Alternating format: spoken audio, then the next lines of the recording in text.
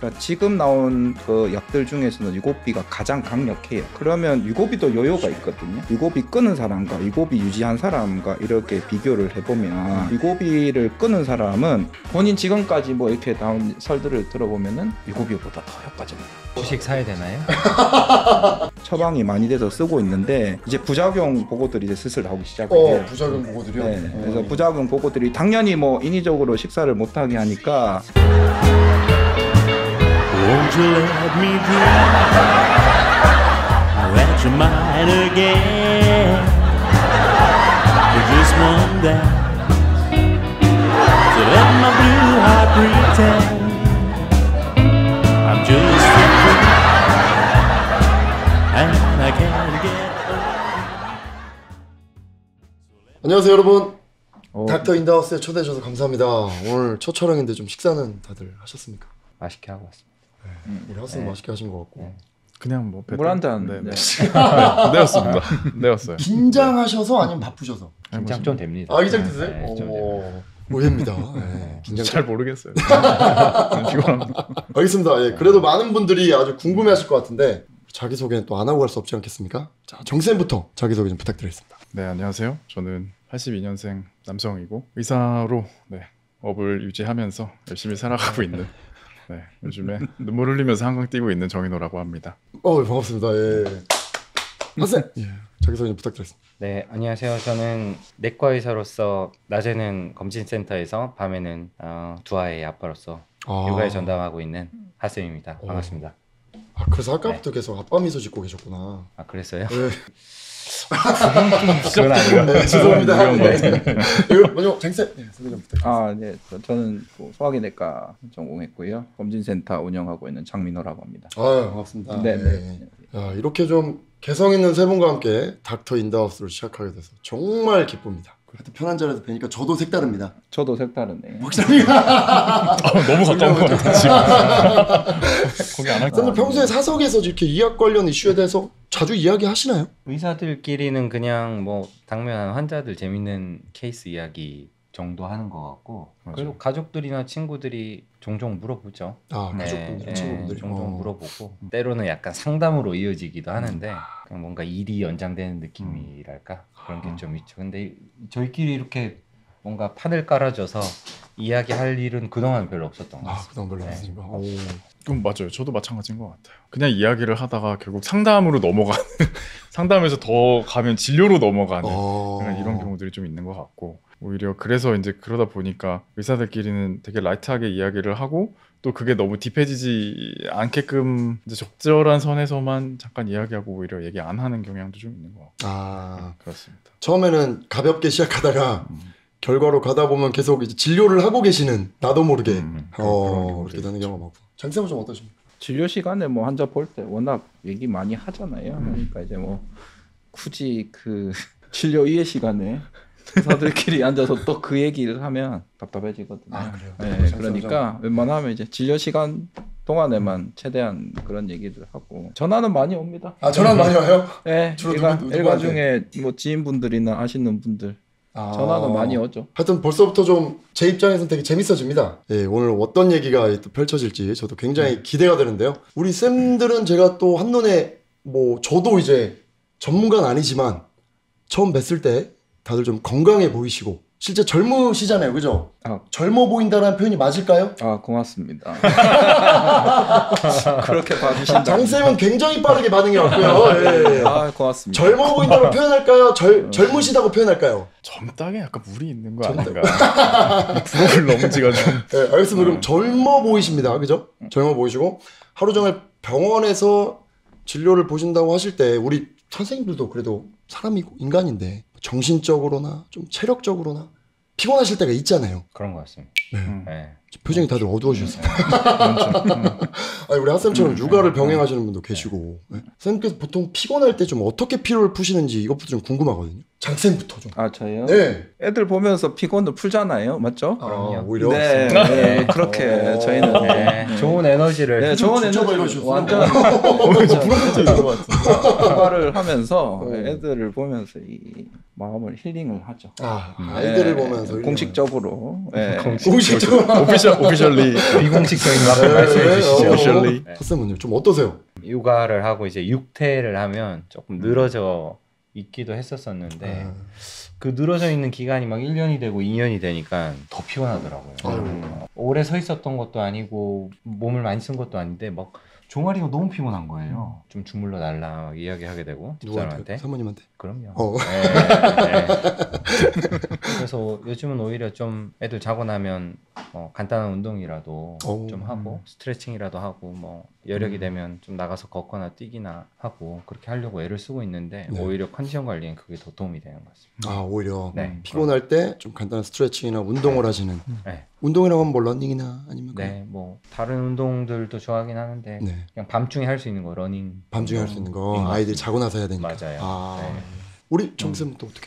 뭐 저는 이제 육아를 할 일은 없는데 쌤 말씀하신 것처럼 이게 일시적으로는 많이 깔아지고 피곤하니까 그냥 좀 늘어지거든요. 저도 너무 피곤하면 좀 늘어지긴 하는데 근데 사실은 컨디션 유지하는 데는 운동이 확실히 좋은 것 같고 뭐 러닝도 하고 웨이트도 하고 하는데 그걸 이겨내는 게 힘든 것 같습니다. 운동을 하러 나갈 때 뭐 누구나 다 마찬가지지만 하고 나면 확실히 좋은데 운동을 하러 나가기까지가 오래 걸리고 힘든 것 같고 그리고 그게 사실은 하루 이틀 해가지고 오히려 더 피곤하다고 느끼는 경우도 있긴 있거든요.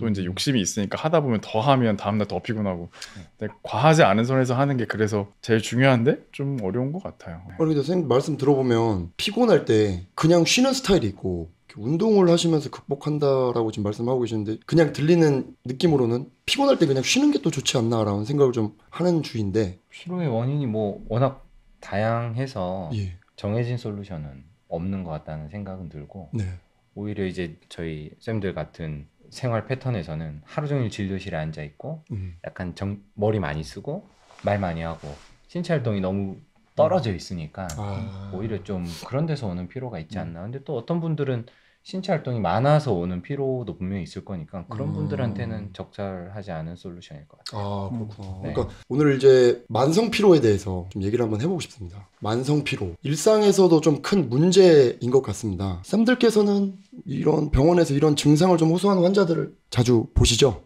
저기 또 계신 것 같아요. 네, 그냥 제가 거울을 보면 만성 피로에 시달리는 분이 있어가지고 피로 환자들이 되게 애매모호하거든요. 약적으로. 어려워요. 그렇죠. 정말 어려워요. 모든 질환에 보면 피로가 안 들어가 있는 게 없거든요. 증상이 대부분 보면. 맞아요.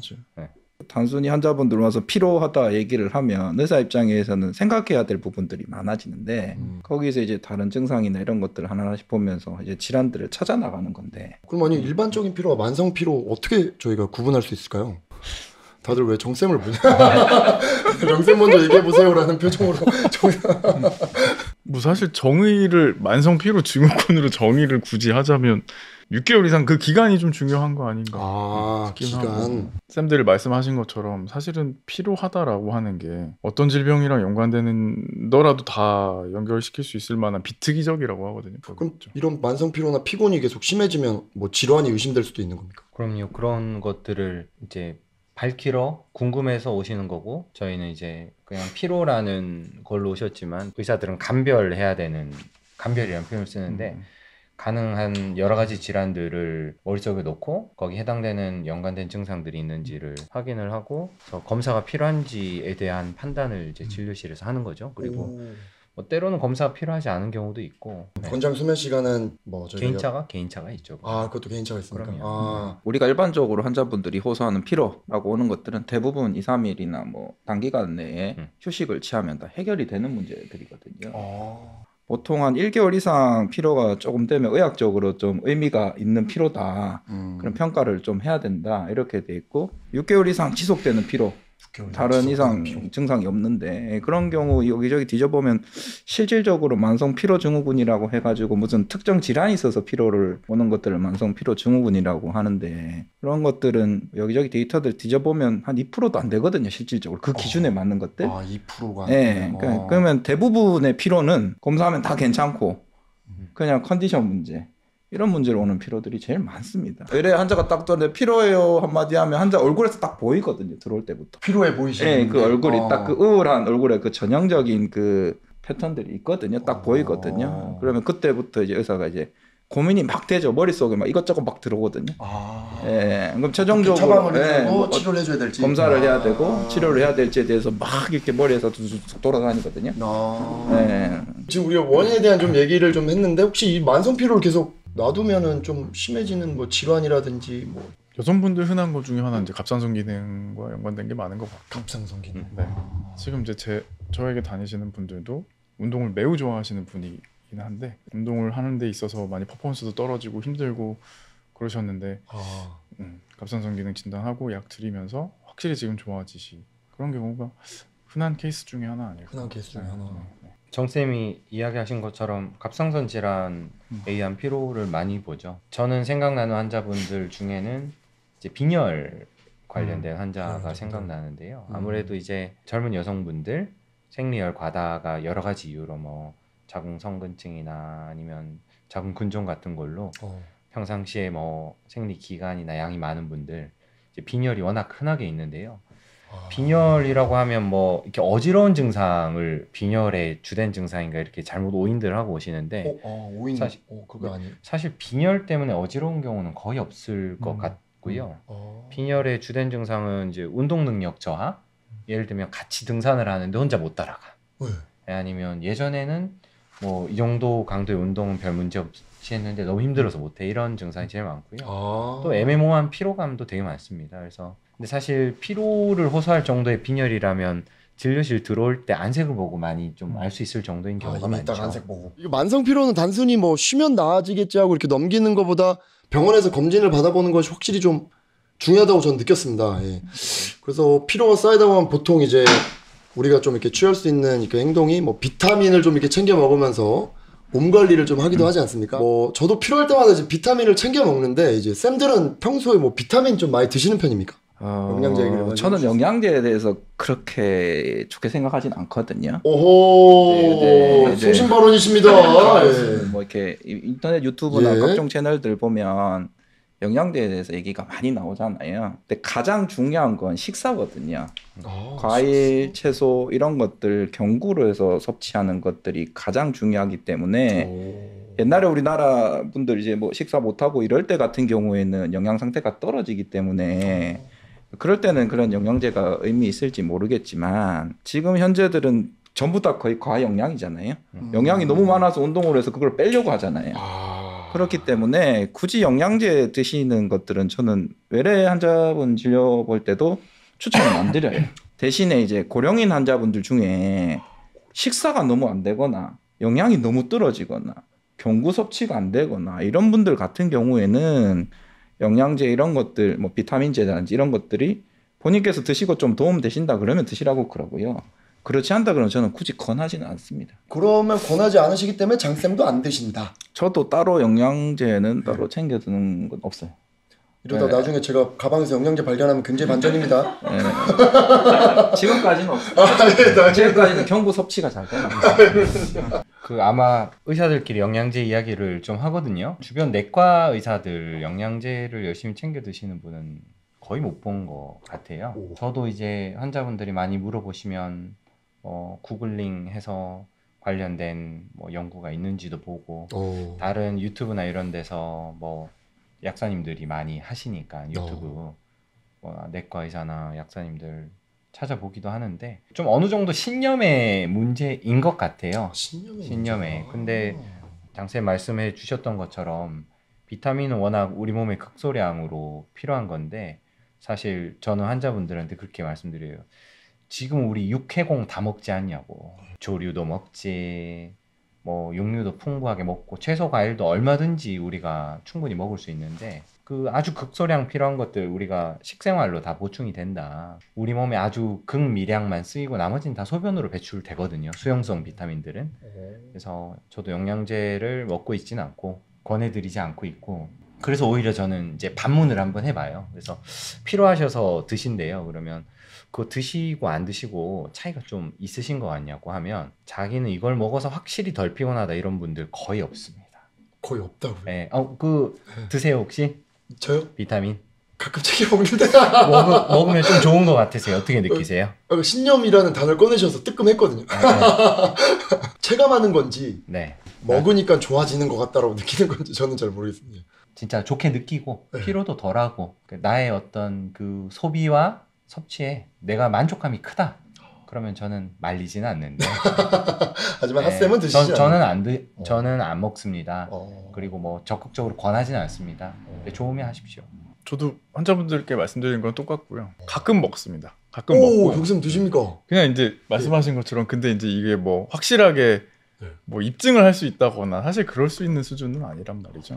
그러니까 그냥 어찌 보면 나도 이게 어느 정도 기대는 측면, 약간 플라시보 같은 느낌이 없지 않아 있지만 그냥 오히려 그걸 알면서도 먹는 것도 사실 좀 있고 나 이런 거 먹고 있는데 먹어도 되느냐, 이거 뭐를 더 먹어야 되냐, 덜 먹어야 되냐를 구체적으로 물으시는 경우도 있는데 그거에 대해서 우리가 구체적으로 다 이야기를 하는 게 의미가 있는가 이런 거죠 사실상. 근데 이런 이야기하면 되게 공격을 많이 받을 것 같아요. 왜냐하면 되게 확신에 차서 좋다, 도움 된다고 말씀하시는 분들이 많고 네. 또 시장이 되게 크거든요. 네. 영양제 시장이 그럼요. 저희가 이렇게 이야기하는 게 그대로 나갔을 때 좀 되게 좀 조심스럽죠. 되게 거기에 대해서 더 깊게 공부하신 분들은 좋다고 주장을 하시고 그렇게 믿고 계실 거거든요. 네. 공격을 당하시더라도 지금 이 아빠 미소 잃지 않으시길. 네. 네. 이럴 수도 있습니다. 우주님 이상한 거 물어보셔서. 의학적으로 좀 의미 있다고 좀 판단되는 부분들, 비타민 D 정도, 뭐 골 다공증이 있거나 골 감소증이 있거나 뼈 밀도가 떨어진 분들 같은 경우에는 비타민 D 제제들을 섭취를 해주면 골 밀도가 올라가면서 골 다공증이 예방되기도 하고 이렇게 되거든요. 이제 그 정도는 의미가 있고요. 요즘 또 핫 이슈 비타민 C잖아요. 이것도 이제 우리 하 원장 얘기하신 것처럼 이 얘기가 나오면 공격 많이 받을 수 있는데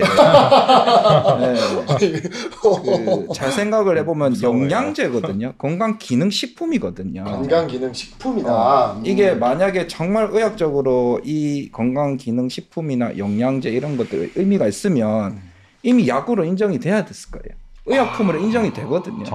전문의약품. 근데 전문의약품이 아니잖아요. 그러면 식품이거든요. 영양제고 말 맞다나. 그러면 본인이 먹었을 때 도움이 되면 먹는 거고 아니면 패스 개념이거든요. 근데 요즘 보면 비타민 C 제제들 보통 이제 가이드라인이나 이런 데 뒤져보면 하루 적정 용량 100ml거든요. 100ml? 네, 100ml거든요. 100ml면 실질적으로 우리 음식 이렇게 먹는 거상에서 대부분 흡수가 다 섭취가 다 됩니다. 많게는 하루에 1000ml, 2000ml 막 이렇게 드시잖아요. 1000ml. 네, 의학적으로 상한수는 1000ml거든요. 근데 어떤 분은 2000ml, 3000ml, 심지어 4000, 5000ml까지 드시는 분들이 있으세요. 비타민 과량 섭취는 신장의 결석, 신장 질환을 유발하거나 특히 위장장애, 소화불량들을 많이 유발을 하거든요. 그거는 정말 증명된 팩트거든요.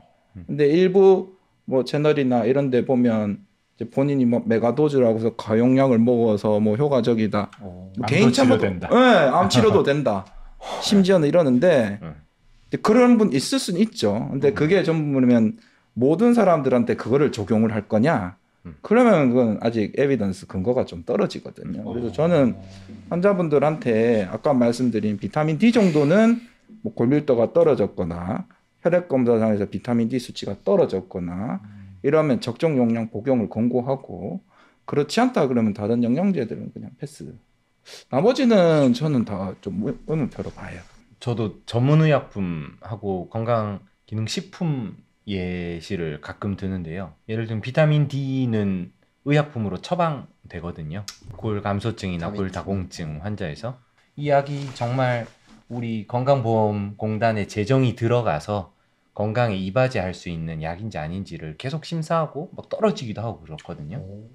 그래서 되게 의약품의 지위를 계속 유지하는 게 호락호락한 일은 아니다.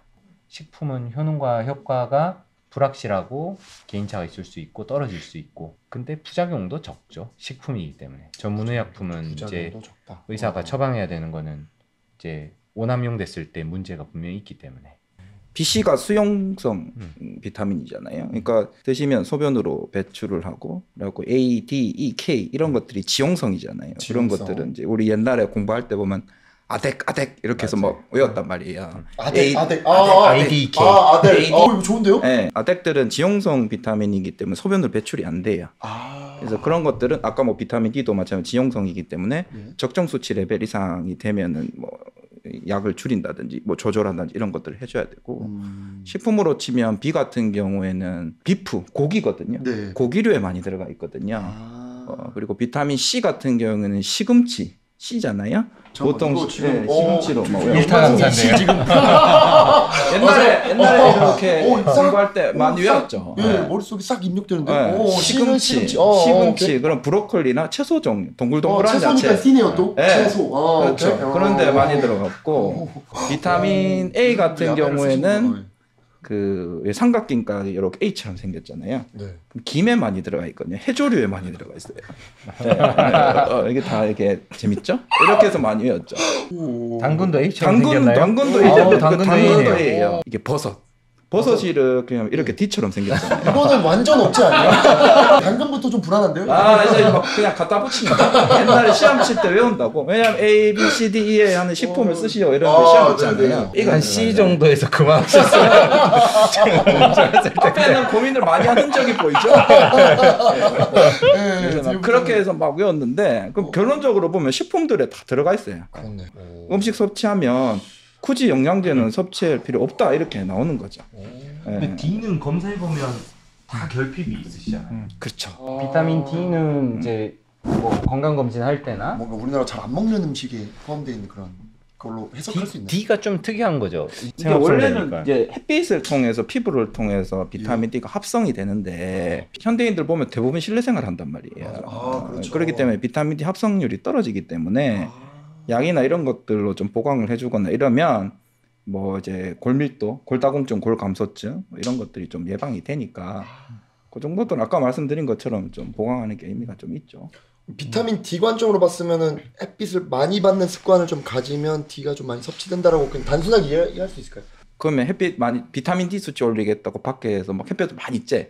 그럼 피부 질환 생길 확률이 높아지죠. 그러니까요, 지금 이게. 그러니까 결론적으로는 적절한 뭐 외부 활동을 통해서 햇빛을 통해서 비타민 D를 피부 속에서 생성시키는 것도 중요하지만 먹는 약 주사제도 있고 뭐 액상 형태도 있고 다양한데 그런 형태들 의료진이랑 상의하셔도 되고 뭐 본인께서 요즘은 사드시기도 하시니까 그런 것들을 보강을 해주는 거죠.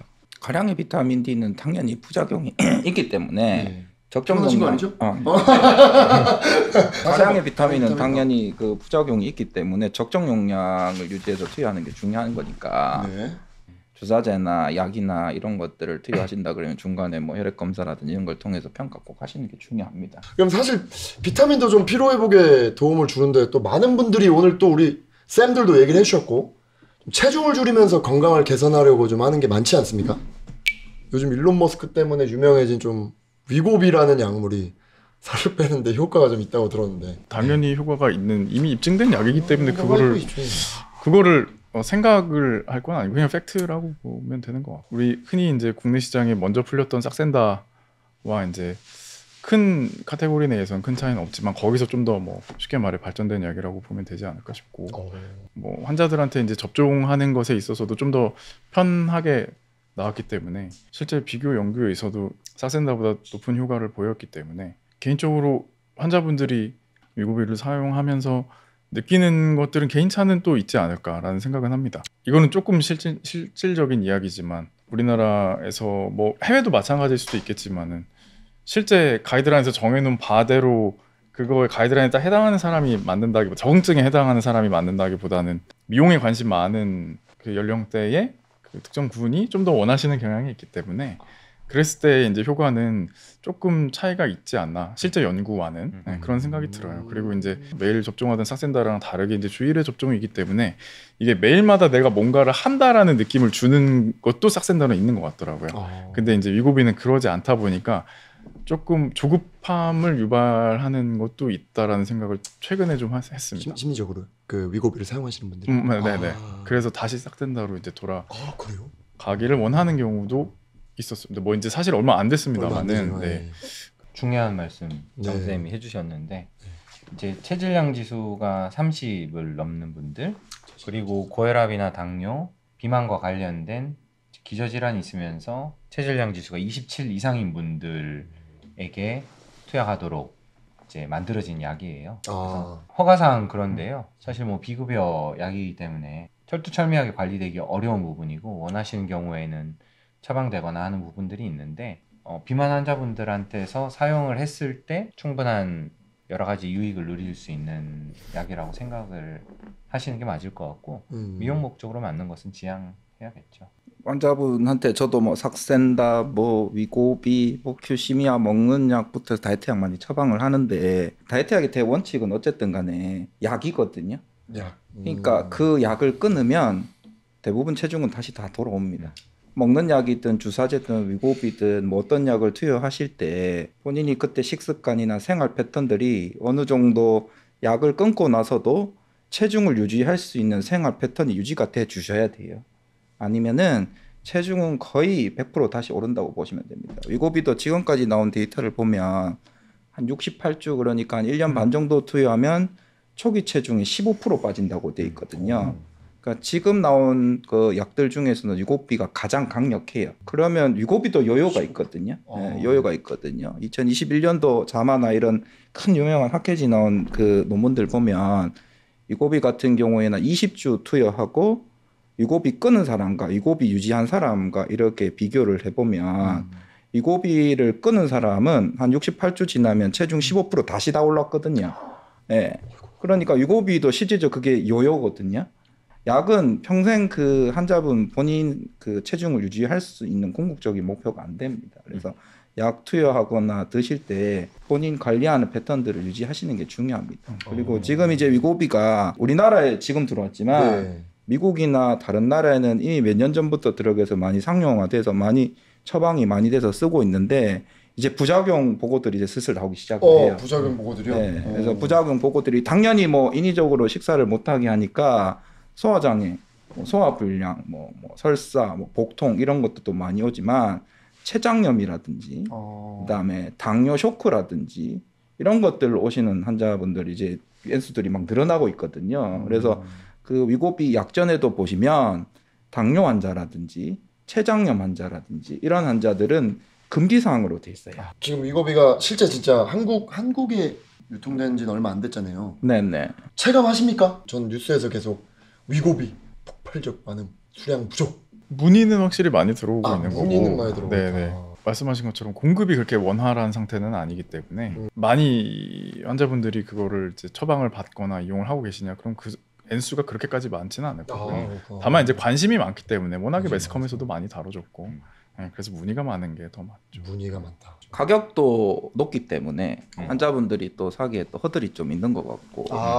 가격이 삭센다 같은 경우에는 보통 저희가 한 펜당 뭐 10몇만 원 요 정도 초반대 유지돼 있다 그러면 지금 뭐 삭센다 같은 경우 하루에 한 번 먹고 위고비는 뭐 일주일에 한 번씩 맞기 때문에 뭐 가격 차이가 있을 수는 있기는 한데 위고비 자체는 뭐 지금 한 60만 원, 80만 원 이 정도 선에서 가격이 한 펜에 팔리고 있거든요. 그러니까 일주일 한 번이니까 4번 맞았으니까 한 펜이니까 한 달 쓸 수 있거든요. 그런 가격 허들도 좀 있고요. 한 펜당 60만 원 정도 되면 5펜 뭐 5개월 뜬다 그러면 300만 원이잖아요.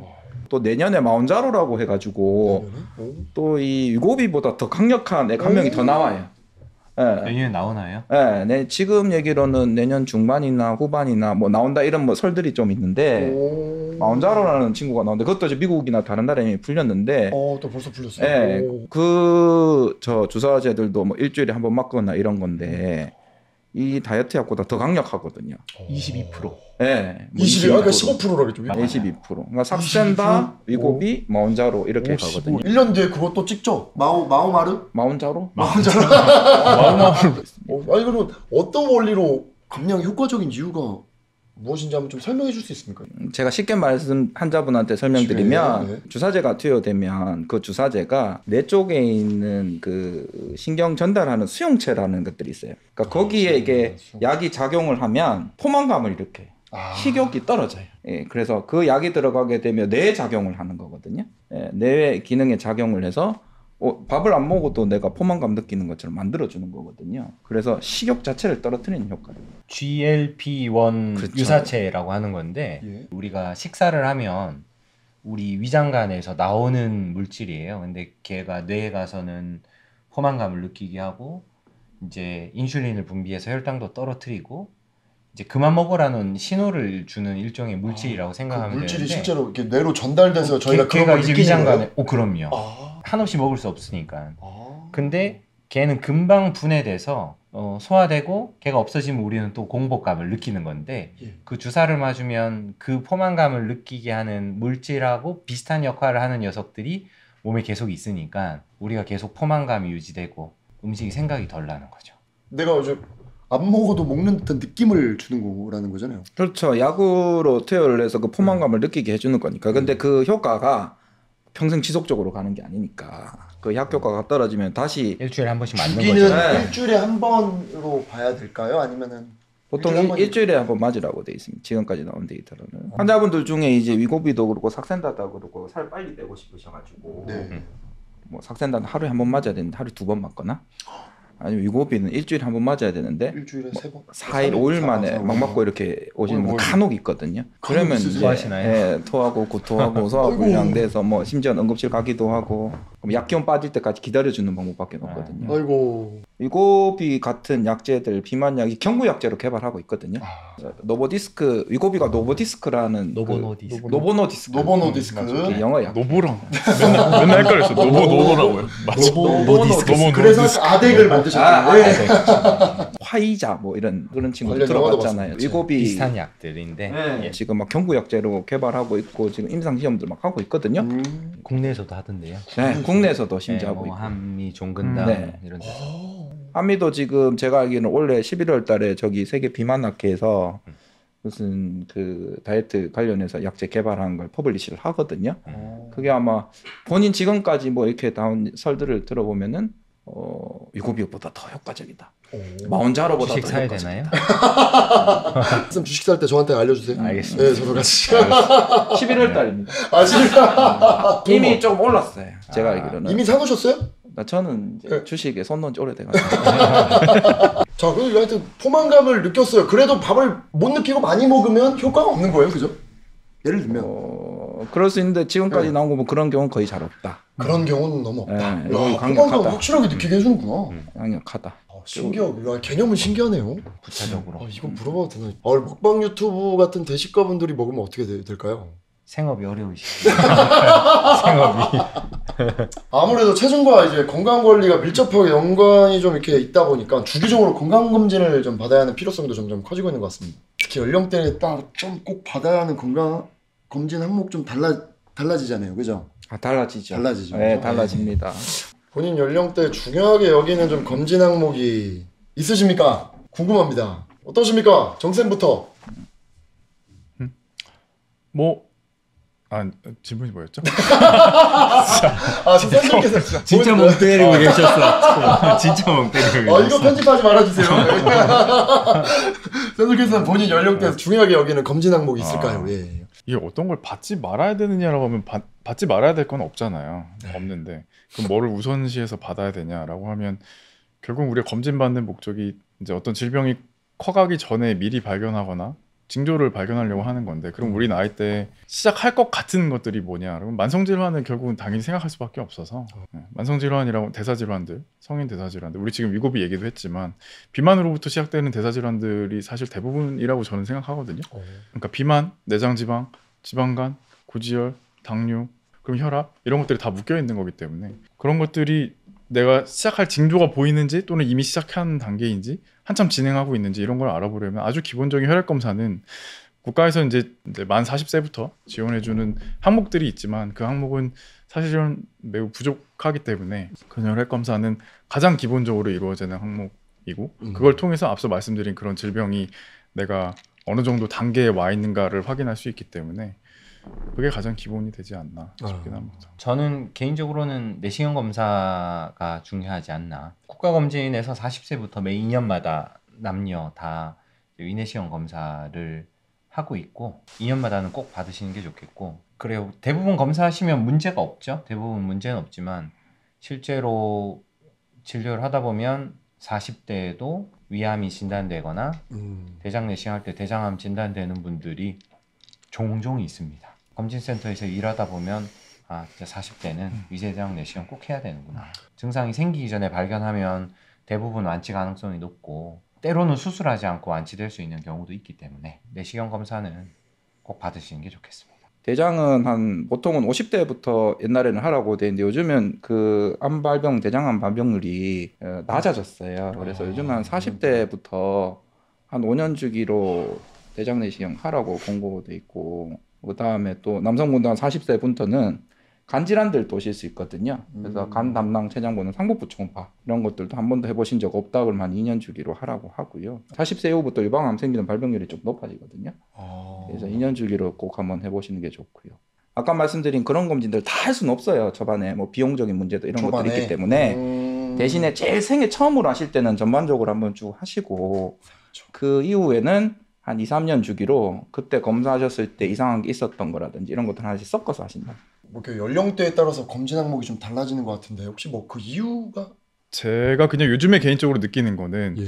이거는 뭐 아주 정설이냐 그렇다면 그런 거는 아닌데 암의 발병 연령이 조금씩 낮아지고 있다는 이야기도 있고 약간 어떤 그런 연구도 있다라는 얘기가 있고 사실 이건 완전 정설은 아닙니다. 그렇기는 한데 대장암 발병률 자체도 발병 연령 자체도 낮아지고 있고 발병 증가 속도도 되게 빠른 속도로 올라가고 있고 뭐 그런 것들은 이제 서구화된 식습관과 연관이 되겠죠. 결국 이제 서구화된 식습관. 발견 좀 말이 엉켜요. 공정이 저희 병원에 오셔서 검진하셔야 돼요. 검진은 저도 사실 받아야 되는데 내가 받으러 가야 돼. 내가 지금 남는 게 대장 한번 하시죠. 대장부터 한번 하고 나도 대장을 안 받아야 돼. 무슨 얘기가 되는지 대장을 받아야 돼. 안 받으면 이렇게 되고 한번 하실 때가 되셨어요. 한번 하실 때는 개인적으로는 어떤 검진은 언제부터 어떤 검진은 언제부터 한다라고 다 이걸 다 나눈다기보다 물론 권장은 있겠지만 30대 정도부터는 전체적으로 한번 스캔을 해보는 게 맞지 않나라는 생각을 저는 합니다. 네. 실제로 오늘 있었던 일인데요. 오. 84년생 남자분이셨어요. 이제 40대면 암검진 대상자가 되니까 생애 첫 위내시경을 하셨고 하시는 김에 대장도 한번 해보실까 해서 대장 내시경을 하셨고 불편한 데도 없고 가족력도 없는 분이었어요. 당연히 뭐 별 문제 없겠고 왜 증상도 없으셨으니까. 무증상. 오늘 검사하셨는데 구불결장하고 직장 만나는데 1cm 이상의 큰 용종이 있고 이제 저희가 봤을 때 선종일 걸로 예상이 되고 그것도 이제 초기 단계 선종이 아니라 좀 진행된 뭐 고도 이형성 선종이라고 하는데 제법 큰 용종이 오늘 발견돼서 제거를 하셨거든요. 저희도 식사하면서 원장님들하고 보면서 나 오늘 40세 남자분 했는데 되게 큰 용종이 있었어 한번 하면서 이렇게 리뷰를 같이 하기도 하고 하는데 40대 되면 대장은 한번 해봐야 되는구나. 1cm 이상 되고 고도 이형성 선종이면 5년에서 10년 안에 대장암으로 갈 가능성이 높거든요. 50까지 안 하셨으면 대장암이 진단됐을 가능성이 높겠죠. 어제 오셔요. 잘해드릴게요. 네. 준비하고 빠르게 이게 지금 뭐 이렇게 흔한 뭐 이름입니까? 의사 선생님들끼리 서로 이렇게 빠르게 넣었다가 검전해 주시. 저는 장현호 선생님께서 해주셨어요. 진짜로요? 장쌤이 해주셨어요. 저는 봤습니다. 이분의 속을 봤어요. 같이 속을 본 사이에 빠르게 해드렸습니다. 그 뒤를 통해서 그럼요. 뒷모습을 통해서 어떻게 입으로 들어갈 수는 없죠. 그럼 상당한 난이도 입으로 들어가려면 저는 기억이 없기 때문에 수치스럽지 않습니다. 이런 경우가 있군요. 서로 이렇게 같이. 아니 믿을만한 곳에 가서 해야죠. 그렇죠. 어떤 검진을 해야 될지 뭐 선진료 보면서 이 나이 땐 이런 걸 해야 됩니다. 이런 걸 설명하는 것도 중요하지만 검진을 하고 나서 그 부분에 대해서 어떻게 추적 관찰을 해야 되고 뭐 언제 또 이 팔로우업을 해야 되고 이것도 중요하거든요. 결과가 다 나오고 난 뒤에 그 결과를 가지고 설명을 듣는 게 중요한 것 같아요. 이제 한번 하실 저도 때 맞습니다. 예. 오셔요. 잘해드릴게요. 예. 제 뒤를 한번 봐주십시오. 뒤를 한번 보면 급속도로 친해집니다. 네, 맞습니다. 안 친해질 수가 없어요. 자, 오늘 첫 화였는데 다들 느낌이 좀 어떠셨는지 궁금합니다. 이런 이야기를 모여서 장시간 동안 여태껏 한다는 게 쉬운 건 아닌데 한 번 더 리마인드 할 수 있는 시간이기도 하고 이게 저희뿐만 아니라 근데 이제 잘 전달이 됐으면 하는 마음이긴 합니다. 이제 의사분들 중에서도 잘하시는 유튜버 분들 많잖아요. 그래서 얼마나 정확한 정보를 쉽게 잘 설명하느냐 그게 되게 어려운 건데 그게 참 어렵다는 걸 느꼈습니다. 내과 의사들이 모이면 솔직히 정말 재미가 없거든요. 한 10분 지나면 할 말이 없어요, 솔직히. 그래요? 네, 의사들 3명이 앉으면 오늘은 그래도 이제 MC님이 계시기 때문에 이끌어 주시기 때문에 저희가 저는 지금 1시간 더 얘기하고 가야 네, 해야 되는데 남아서 보통 같이 얘기하고 의사들끼리 앉으면 밥 먹으면서 얘기를 하면 밥 먹고 톡톡톡 먹고 그냥 그래 빠빠이 땡이거든요. 맨날 그게 그거죠. 진료실에서 그게 그거잖아요. 뭐 한자 얘기 이거만 하니까 딱히 할 게 없거든요. 근데 뭐 이런 기회를 통해 가지고 뭐 오늘 첫 텐데 두서없이 좀 얘기한 것도 있기는 한데 다른 분들도 어떻게 좀 이렇게 생각하시는지 들어보는 좋은 기회였던 것 같습니다. 그리고 꼭 한번 오셔요. 네, 꼭 한번 오셔요. 알겠습니다. 잘해드릴게요. 네. 네. 밝게 저를 기다려주셔서 너무 감사해요. 아, 네. 전 항상 환자분한테 밝아요. 네, 밝아요. 눈빛에서 제가 너무 오늘 재밌었고 우리 정쌤, 하쌤, 장쌤 정말 유익한 정보 많이 주셔서 더 이야기하고 싶지만 저도 집에서 가족들이 기다리고 있어서 다음 주에 또 초대해 주시면 재밌는 거 놀러 오겠습니다. 꼭 초대해 주십시오. 감사합니다. 아, 예. 감사합니다. 아이고.